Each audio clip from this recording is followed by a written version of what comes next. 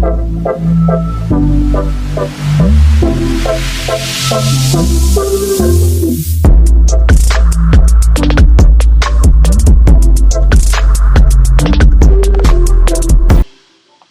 we are looking at the last part of nuclear physics, which is the danger of radiation. The danger of radiation. Now, before we move on, let's listen to this tutorial. This video is all about the dangers of radiation. Radiation can cause harm in two ways. The first is contamination. This is the unwanted presence of radioactive isotopes in or on materials or bodies. This often includes inhaling or ingesting radioactive materials. The second is irradiation.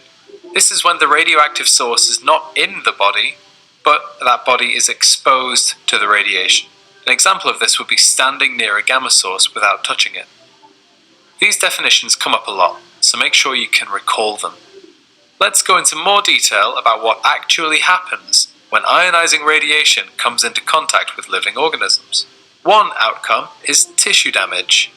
This is the result of the radiation ionizing atoms in cells, which can cause them to stop functioning and die. This outcome is often produced by high-energy electromagnetic radiation, like X-rays and gamma rays. Alternatively, mutation may occur. In this scenario, the cells do not die, but the DNA in the cell is ionized. While repairing this damage, the DNA may mutate and replicate uncontrollably, forming a tumor. These effects are, of course, things we want to avoid, but radioactive materials are still very useful in industry or medicine. There are precautions we can take to minimize the risks. Increasing the separation between the user and the source reduces the intensity of irradiation and reduces the chance of contamination. Reducing time spent near the source decreases the total amount of radiation received. Shielding reduces the amount of radiation or radioactive material that reaches the user. This could be lead clothing, suits that prevent the inhalation of materials, or storing the source in a lead-lined box. Byproducts of nuclear power production often have long half-lives and could remain a risk for thousands of years. One solution to this is a form of shielding. The waste is just buried in the ground. Even gamma is unable to penetrate large amounts of earth and rock. When confronted with a precautions question in your exam, always refer back to the properties of that type of radiation. For our worked example, we're going to tackle a 6-mark question. A lot of students find these intimidating, so we'll talk through how they are marked. The question asks us to compare the risks to a person of contamination and irradiation from an alpha-emitting source. The examiners use a list of statements, often called indicative content, to mark a 6-mark response. This is basically them saying, if your answer includes this content, it indicates you know what you're talking about. It does not mean that if you write 6 of these statements down, you will gain 6 marks. For this question, the indicative content includes statements on irradiation, such as defining irradiation, stating properties of alpha, and explaining how this could cause harm. Statements about contamination are also required to access those top marks, such as defining it, referring to alpha's penetrating power again, and explaining the consequences and subsequent damage of alpha contamination. The answer is categorized into one of 3 levels. A level 1 answer makes 1 or 2 of the indicative content statements, but doesn't link them as an explanation. A level 2 answer makes a few more statements and maybe links a few of these. A level 3 answer makes a large number of indicative statements, and the answer has a logical overall structure. Okay, for our answer, a good place to start would be to compare the definitions of contamination and irradiation.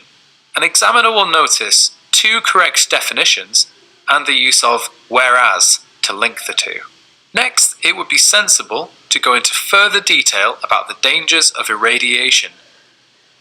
We mention alpha's penetrating power and refer explicitly to irradiation.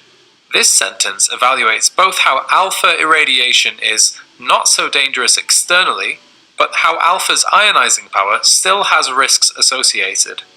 This linking statement pushes the answer closer to a level 3 already. The final step is to evaluate the risks of contamination. First, we address the main risk, which is that alpha particles cannot leave the body once inside. Next, we compare to irradiation, making a link, stating that contamination does cause damage internally. Following this thought train, we conclude by saying that alpha contamination could lead to organ failure or mutations leading to cancer. This answer would gain 6 marks as it includes a lot of indicative content and makes links throughout the answer. In this video, we have defined contamination and irradiation. Either of these can cause tissue damage and mutations in DNA which lead to cancer.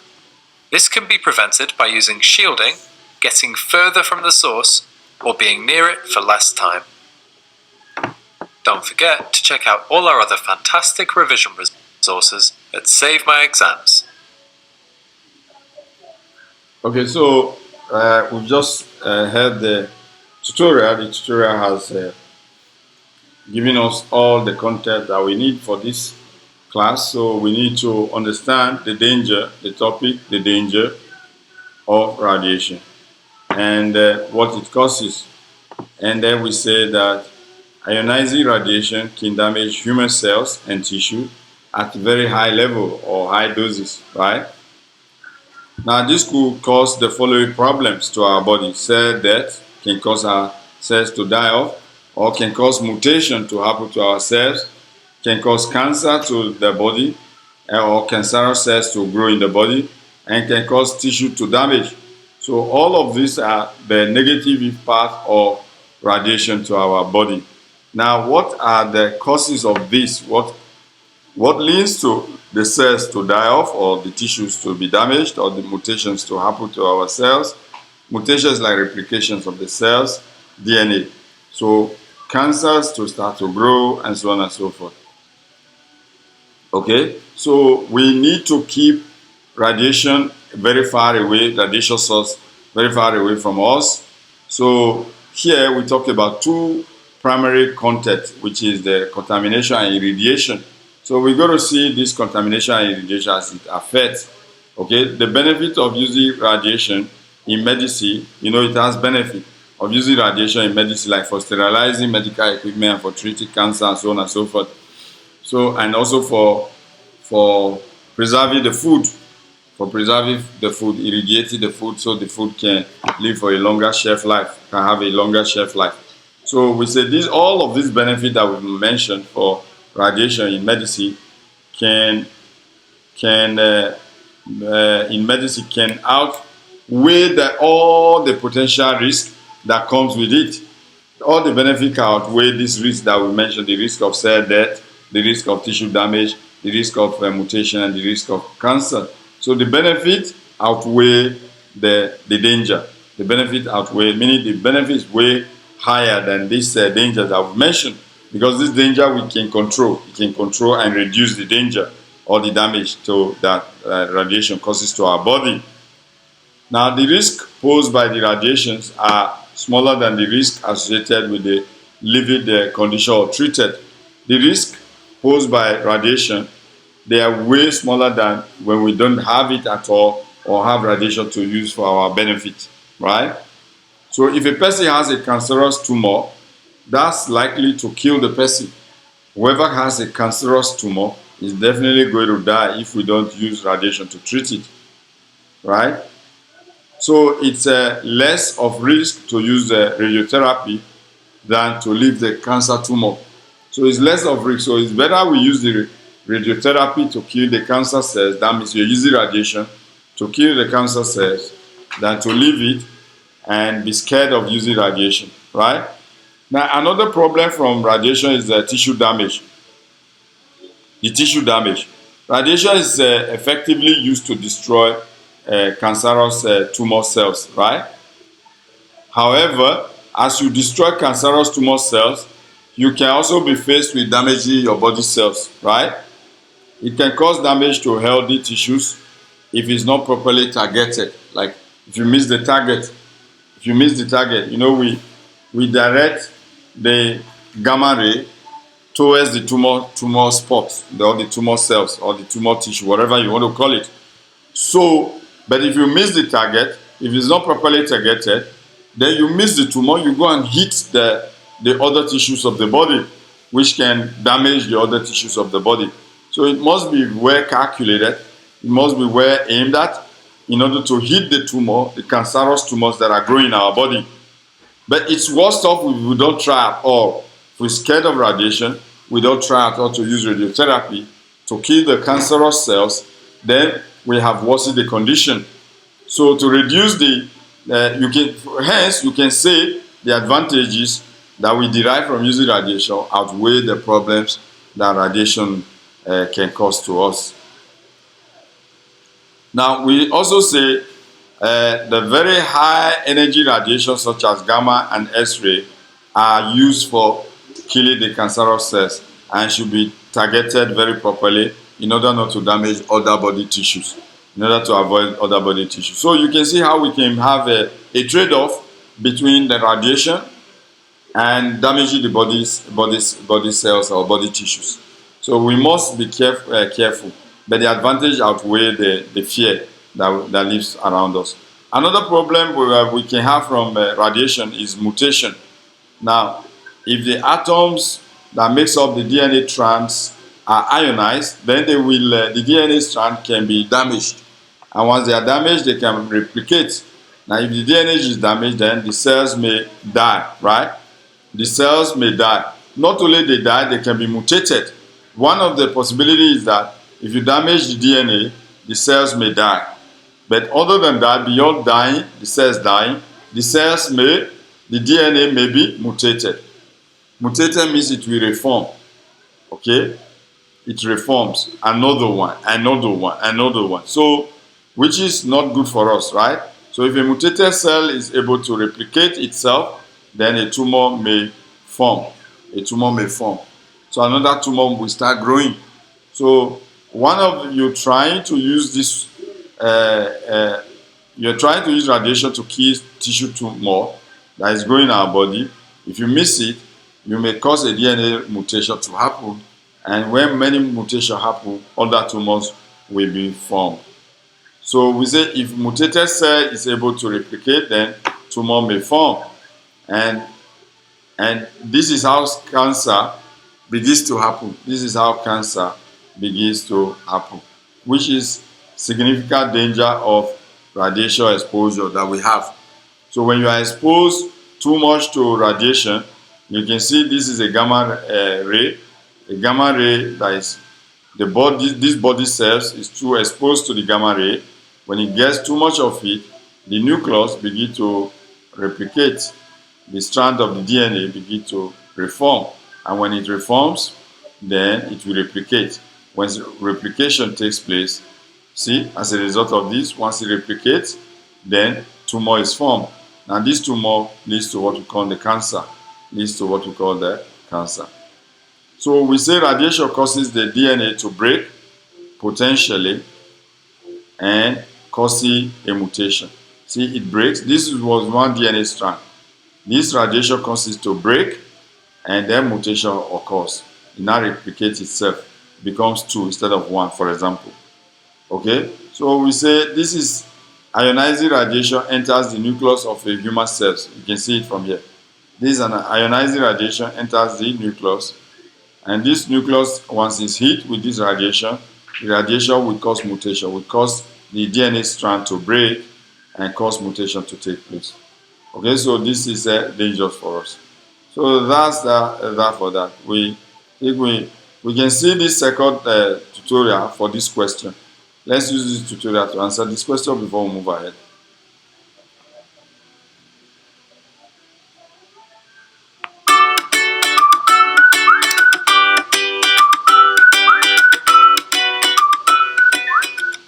Here's a short question for us to look at, but we should nevertheless take the time to read through it carefully to make sure we're not missing any important facts.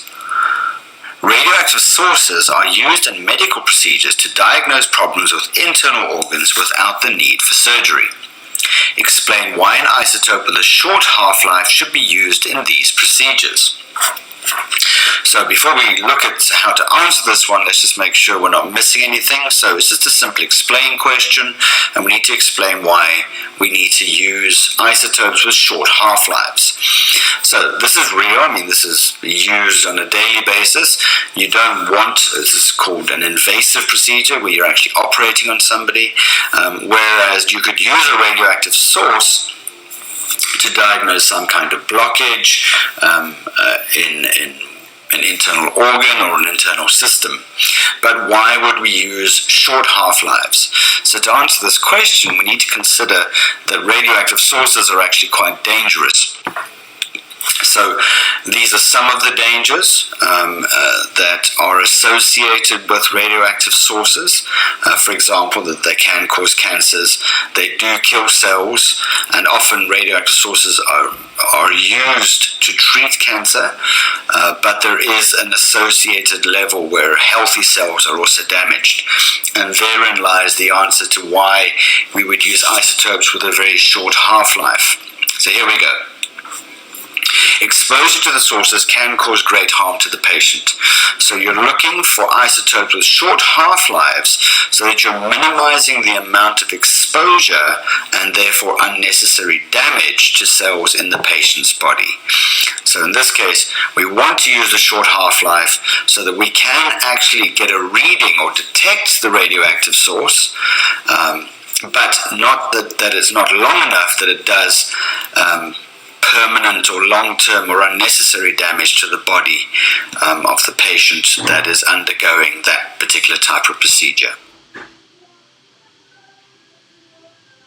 Okay, so that's that for that. It's very straightforward. Why we use the one with short half-life for medical procedure to reduce the damage to the body cells. Okay, so the places, one of the ways to reduce radiation is to provide a safe storage to reduce the risk of radiation. Okay, providing a safe storage for radioactive substance and disposing of radioactive waste.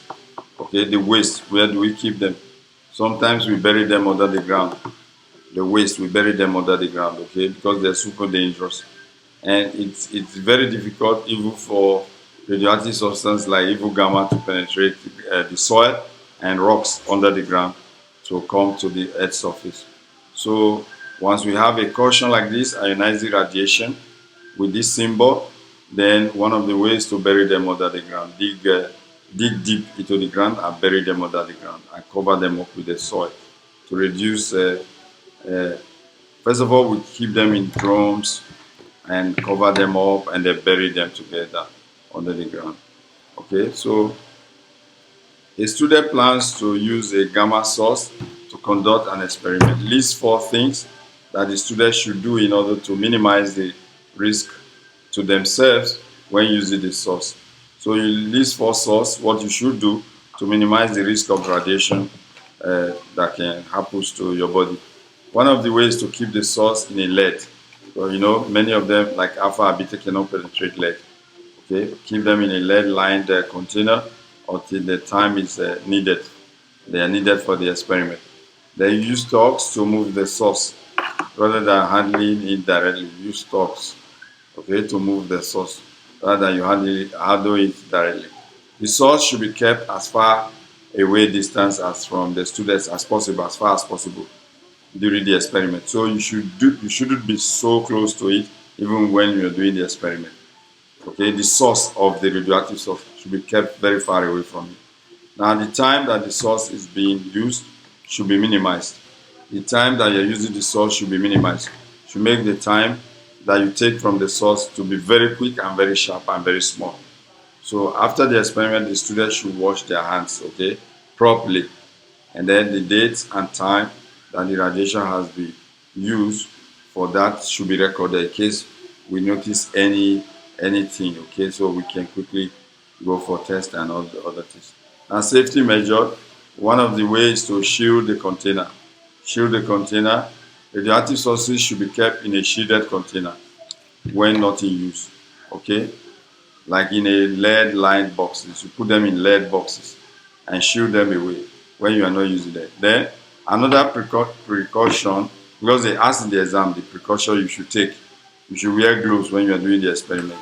You should use talks to increase the distance from yourself. You should wear protective glasses also. Okay. You should also wear protective clothes. There are laboratory experiment for clothes for radiation experiment. So you should wear such protective clothing that can prevent alpha and beta from penetrating into your body. So you use protective clothing. You should use gloves. You should use talks. You should use a shielded container to keep the source, radioactive source, and then time. The time that a radioactive source is being used should be limited. You shouldn't spend like 1 hour doing one experiment using radioactive source. Maybe only 5 seconds, 10 seconds quickly to take from the source. It should be very limited. Then regulating exposure. You should ensure that because these are very harmful, radiations are very harmful.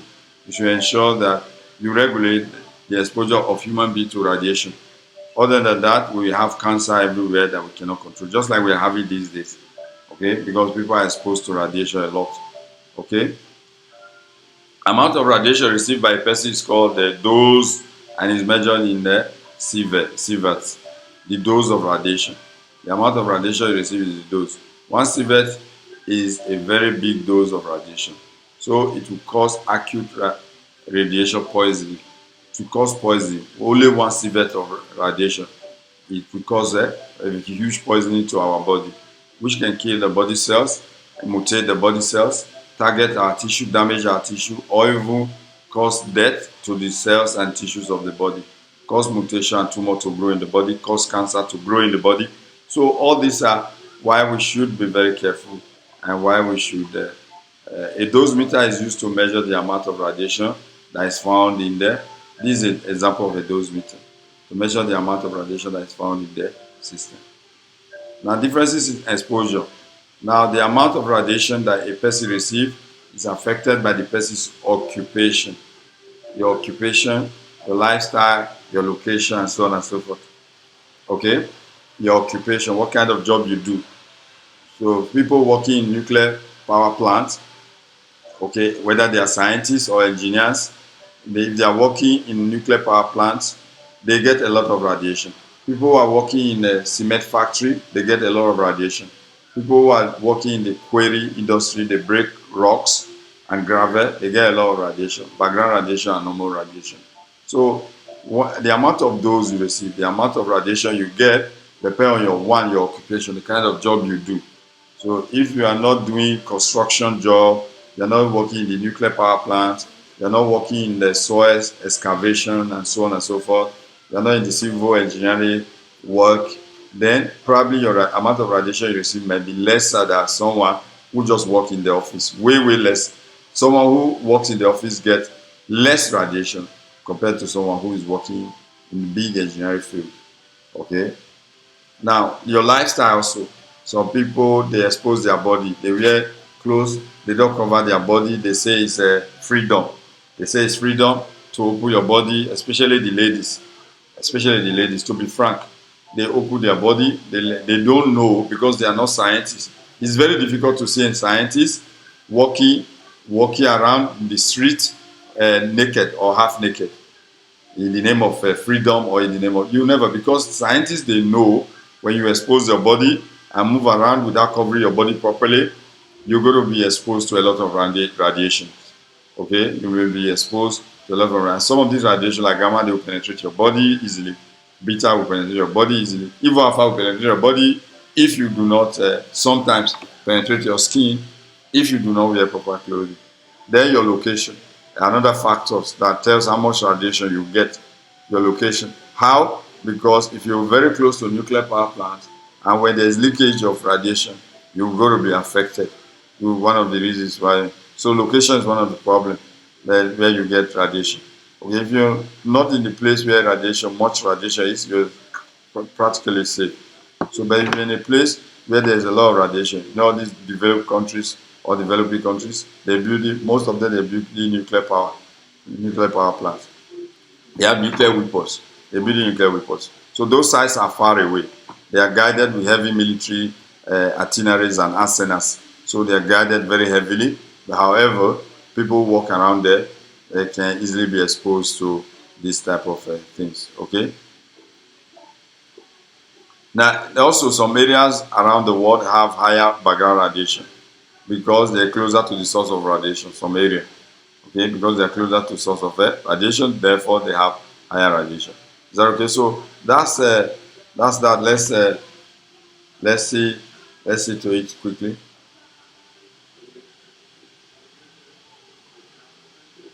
Okay, so we said depending on where you are, depending on what you wear, depending on the occupation, your lifestyle, what you eat also.